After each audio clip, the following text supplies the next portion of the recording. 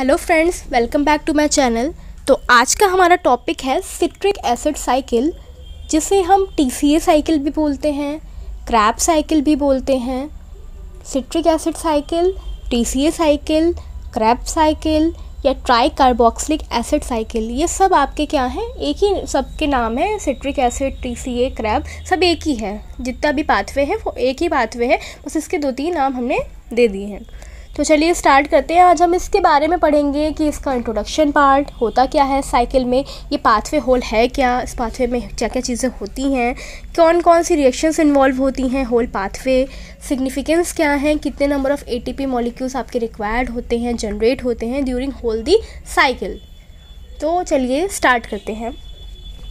सबसे पहले बात करते हैं सिट्रिक एसिड या TCA साइकिल है क्या, इसके बारे में। तो सिट्रिक एसिड साइकिल या जो क्रैब साइकिल होती है, बहुत ही इम्पॉर्टेंट मेटाबॉलिक पाथवे है कोई भी एनर्जी को सप्लाई करने के लिए। अगर हमें अपनी बॉडी में एनर्जी सप्लाई चाहिए पूरी होल बॉडी में, तो हमें क्या करना चाहिए, इसके लिए हमें सिट्रिक एसिड बहुत ही इम्पॉर्टेंट एक मेटाबॉलिक पाथवे है, ठीक। होल बॉडी में अगर एनर्जी सप्लाई करनी है तो आपका क्या होता है, 60 to 70% ATP सिंथेसाइज होती है क्रैब साइकिल में। अप्रॉक्स कहा जाए 60 से 70% आपकी जो ATP होती है या एनर्जी होती है वो क्रैब साइकिल के अंदर ही सिंथेसाइज होती है, इस पूरी होल साइकिल के अंदर ही सिंथेसाइज आउट होती है। ये जो सिट्रिक एसिड साइकिल होती है, इसमें होता क्या है, आपका एसिटाइल कोएंजाइम A का क्या होता है, ऑक्सीडेशन होता है, किसमें, CO2 और वाटर H2O में।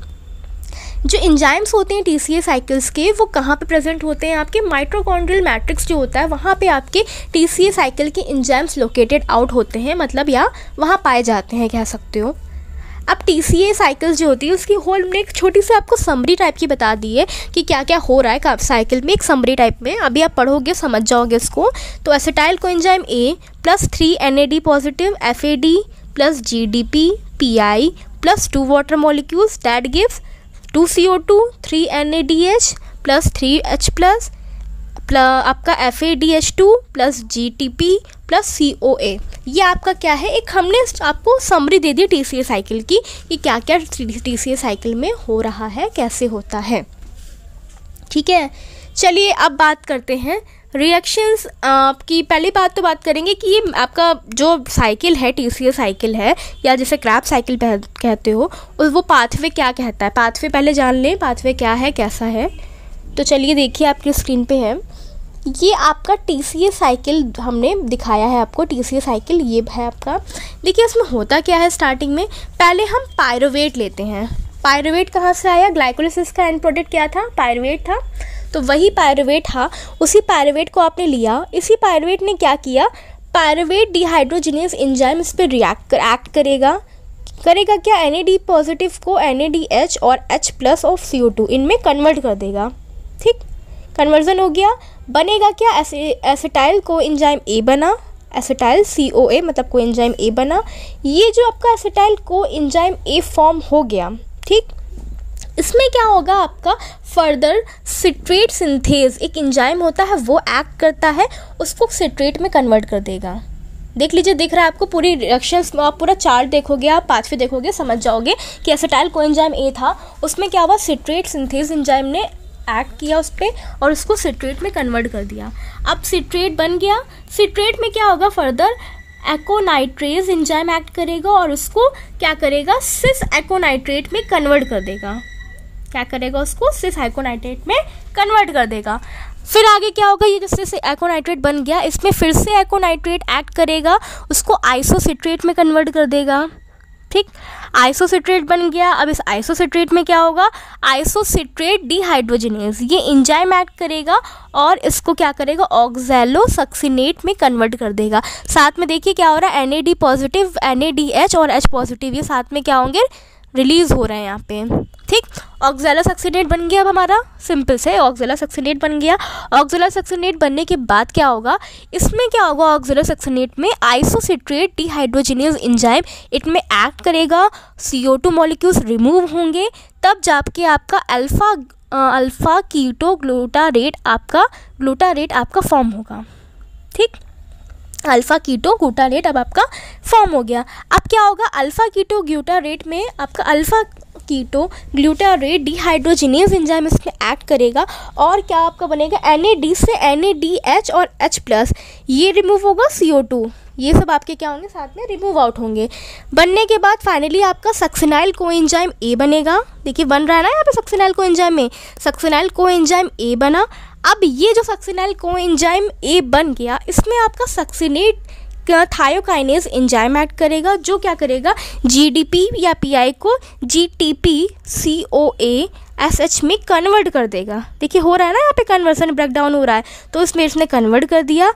कन्वर्जन के बाद में ये आपका सक्सिनाइल कोएंजाइम A था, सक्सिनेट थायोकाइनेज की प्रेजेंस में सक्सिनेट में कन्वर्ट कर देगा, इसको सक्सिनेट का फॉर्मेशन हो जाएगा। ठीक, सक्सिनेट बन गया।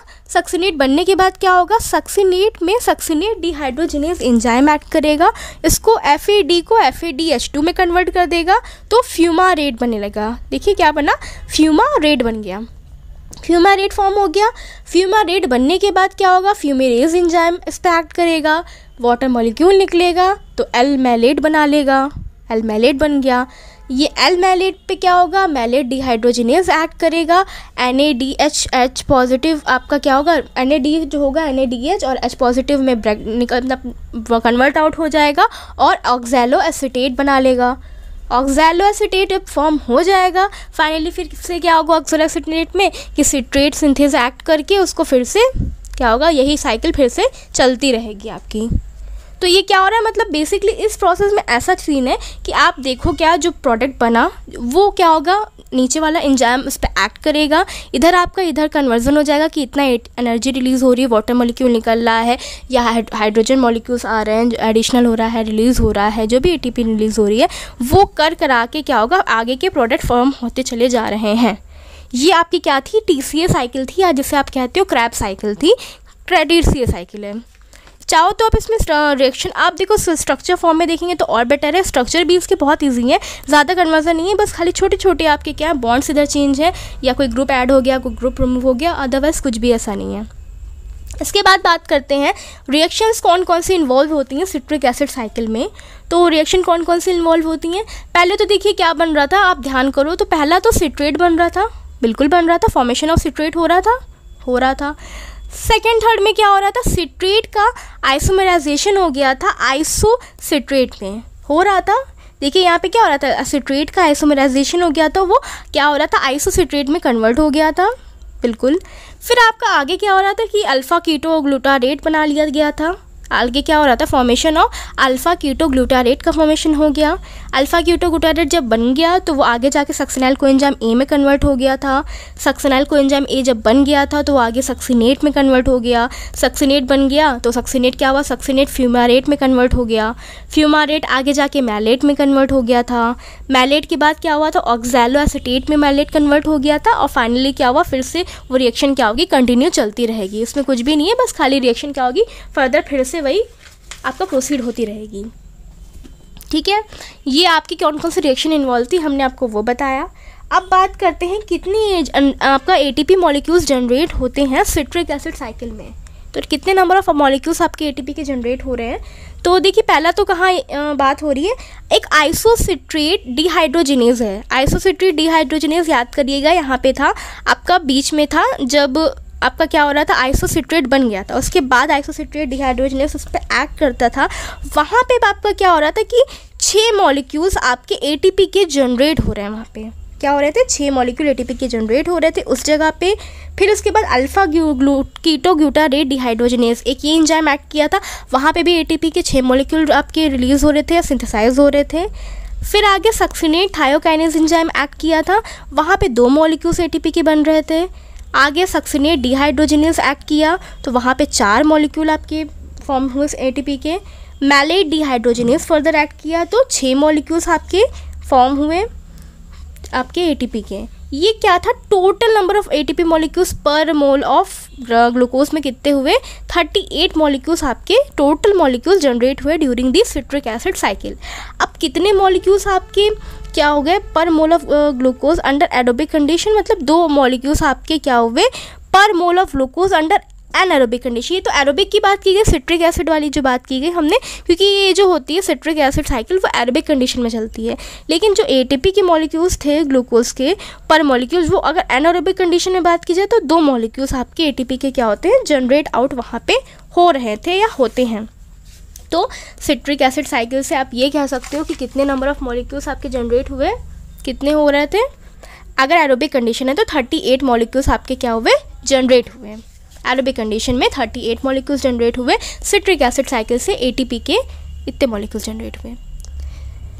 ठीक है जी, अब आगे बात की जाए तो सिग्निफिकेंस की बात करते हैं हम। सिग्निफिकेंस ऑफ टीसीए साइकिल के क्या क्या इंपॉर्टेंस है या सिग्निफिकेंस है या पाथवे क्या क्या आपका एडवांटेजेस है, क्या क्या इंपॉर्टेंस है। तो पहला तो सबसे बड़ी बात है कि एटीपी जनरेट होती है, एनर्जी रिलीज होती है हमको, ठीक, सबसे बड़ी बात है। दूसरा है कि फाइनल कॉमन ऑक्सीडेटिव पाथवे, सबसे बड़ी बात तो ये ऑक्सीडेटिव पाथवे है, एक सिंपल या कह सकते हो कॉमन ऑक्सीडेटिव पाथवे है। थर्ड कहा जाए तो excess carbohydrate are converted as a neutral fat. अगर मान लीजिए आपके बहुत सारा एक्सेस अमाउंट में कार्बोहाइड्रेट्स हैं तो वो आपका क्या होती है, न्यूट्रल फैट में कन्वर्ट आउट हो सकते हैं, कन्वर्सन हो जाएगा उसमें। No net synthesis of carbohydrate from fat, fat से कोई भी कार्बोहाइड्रेट की कोई नेट सिंथेसिस ऐसी नहीं होती है ना, कोई भी ऐसी नेट सिंथेसिस नहीं होती है। नेक्स्ट कहा जाए तो complete oxidation of acetyl coenzyme. Acetyl coenzyme A था, उससे देखिए कंप्लीटली उसको ऑक्सीडेशन हो रहा है यहाँ पे। टीसीए के थ्रू क्या हो रहा है, एसिटाइल कोएंजाइम ए का कंप्लीटली पूरा तरीके से ऑक्सीडेशन हुआ चला जा रहा है। फिर उसके बाद पॉइंट ये कह रहा है कि fat is burn on a wick of carbohydrate. जो फैट होता है वो आप क्या कर सकते हो, उसको ब्यूरेंड कर सकते हो, कार्बोहाइड्रेट की एक विक लगा के उसको ब्यूर्न कर सकते हो। नेक्स्ट कहा जाए तो carbon skeleton of amino acid finally enter the TCA cycle. जो आपका अमीनो एसिड का कार्बन स्केलेटन है वो क्या करता है, टीसीए साइकिल में फाइनली जाके इंटरप्ट करता है या एंटर कर जाता है। कार्बन स्केलेटन, अमीनो एसिड्स का जो भी कार्बन स्केलेटन है वो फाइनली क्या होता है, टीसीए साइकिल्स में एंटर कर जाता है, उसी के थ्रू क्या होता है आगे प्रोसीड होती है प्रोसेसेस। तो ये हमने क्या बताया आपको कि सिग्निफिकेंस क्या होते हैं टीसीए साइकिल के, क्या क्या इंपॉर्टेंस है या क्या क्या सिग्निफिकेंस है क्रैब्स साइकिल के। तो फ्रेंड्स आज के लिए इतना ही। अगर आपको ये वीडियो अच्छी लगी हो तो इसे लाइक करिएगा, अपने फ्रेंड्स के साथ शेयर करिएगा। तब तक के लिए keep learning, keep listening. Thank you.